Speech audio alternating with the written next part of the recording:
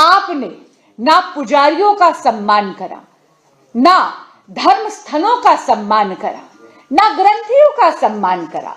आज जब चुनाव निकट हैं तो आप उनको वोट बैंक की राजनीति के तहत उनका स्मरण कर रहे हैं, उनको ये झूठे वादे दिखा रहे हैं।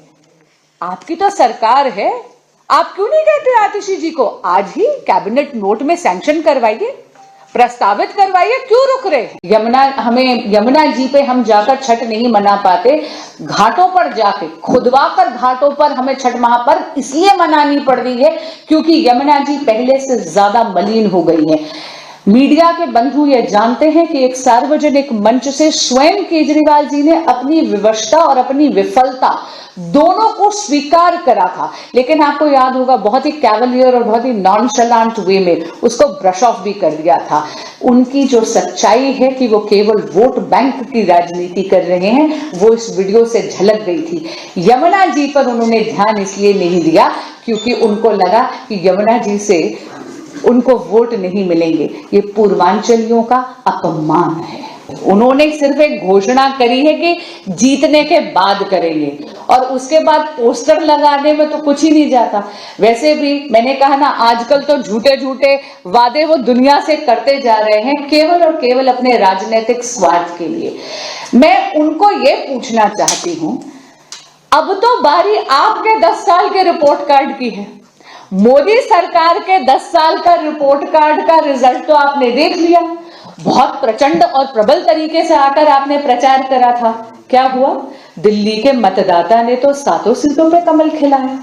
लेकिन मैं पूछना चाहती हूं उनसे, अब तो आप सत्ता में हैं, आपका वक्त आ जाता है रिपोर्ट कार्ड देने का। सड़क, पानी, बिजली, सीवर, ड्रेनेज, ये मूल सुविधाएं एंड इवन हेल्थ, ये सारी की सारी पूर्णतः केवल और केवल केजरीवाल सरकार के अधिकार क्षेत्र में आती है। लेकिन क्या हो रहा है आज के दिन दिल्ली में? इन सब व्यवस्थाएं पूरी तरह चरमरा गई हैं।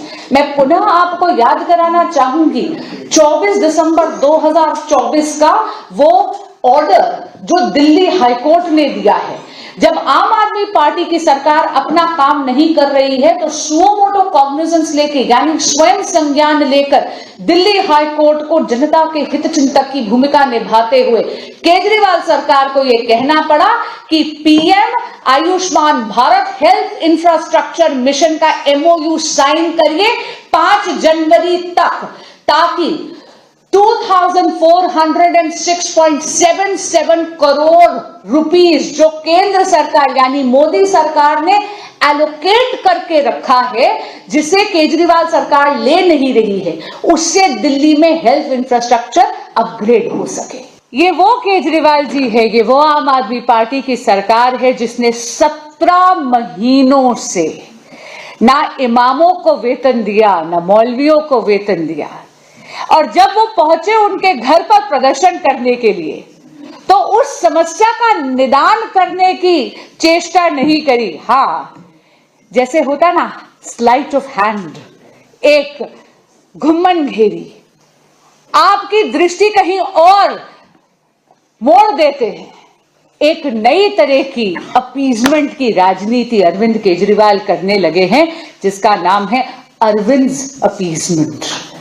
ये तुष्टिकरण की राजनीति है जहां पर उन्होंने कह दिया कि वो पुजारियों को और ग्रंथियों को वेतन देंगे। मैं पूछना चाहती हूं कि जब मौलवी आपके यहां पर पहुंचे थे तब तो इन्होंने जवाब में ये कह दिया था कि भाई ये वेतन नहीं है, ऑनरेरियम है। ऑनरेरियम है, इसलिए अगर मेरे पास पैसा होगा तभी तो मैं दूंगा। तो मैं पूछना चाहती हूं कि केजरीवाल जी सरकार आपकी है, आजकल तो कोई भी मॉडल कोड ऑफ कॉन्डक्ट नहीं लगा, तो आप चुनाव की प्रतीक्षा क्यों कर रहे हैं? 1 दशक तक आपने ना पुजारियों का सम्मान करा, ना धर्म स्थलों का सम्मान करा, ना ग्रंथियों का सम्मान करा। आज जब चुनाव निकट हैं तो आप उनको वोट बैंक की राजनीति के तहत उनका स्मरण कर रहे हैं, उनको ये झूठे वादे दिखा रहे हैं। आपकी तो सरकार है, आप क्यों नहीं कहते आतिशी जी को आज ही कैबिनेट नोट में सैंक्शन करवाइए, प्रस्तावित करवाइए, क्यों रुक रहे हैं? मैं पूछना चाहती हूं, मीटिंग बुलाइए, महिलाओं को जो सम्मान देने की आप घोषणा करते रहते हैं, पंजाब में भी आपने यही वादा करा था, लेकिन पंजाब की बहनें आज तक एक एक पाई के लिए तरस रही हैं। वहां पर भी आपने वो वादा पूरा नहीं करा। यहां भरी ठंड में बहनों के साथ आप रजिस्ट्रेशन का बहाना लेकर उनका पर्सनल डेटा ले रहे हैं। लाइए ना, वो योजना अभी लागू करिए। संजीवनी योजना की आप बात करते हैं, आप ही की दिल्ली की सरकार के अफसर नोटिफिकेशन निकालते कि संजीवनी नाम की कोई योजना नहीं है बड़े बुजुर्गों के लिए। उसी तरह आपने एक नया चुनावी छलावा शुरू कर दिया है। आज से आपने ग्रंथियों को और आपने पुजारियों को कह दिया कि आप रजिस्ट्रेशन करिए। कोई योजना नहीं है।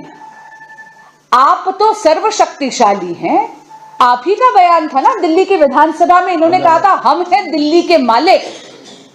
तो मैं गुहार लगाती हूं आपको, आइए लागू करिए ना, कैबिनेट नोट लाइए।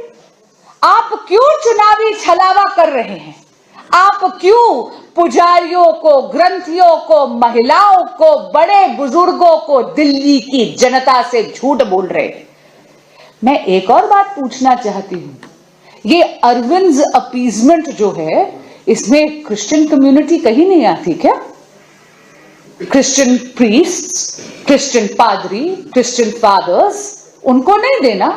अरविंद अपीजमेंट गिने चुने समुदायों के लिए ही, उन्हीं का सम्मान करती है और बाकी समुदाय का क्या अपमान करती है? देंगे 10,000 से 18,000 बढ़ाया था, उनके लिए जो योजना लाई थी वो तो आज तक एक पैसा नहीं दिया, 17 महीने से 1 रुपया नहीं दिया। नए लोगों को छलावे में और लेकर आ रहे हैं। कुछ नहीं, अरविंद अपीजमेंट का गुरु मंत्र बता देती हूं आपको।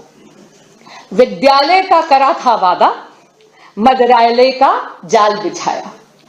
विद्यालय का करा वादा और मदरालय का जाल बिछाया। चुनाव निकट आया तो केजरीवाल जी को देवालय याद आया।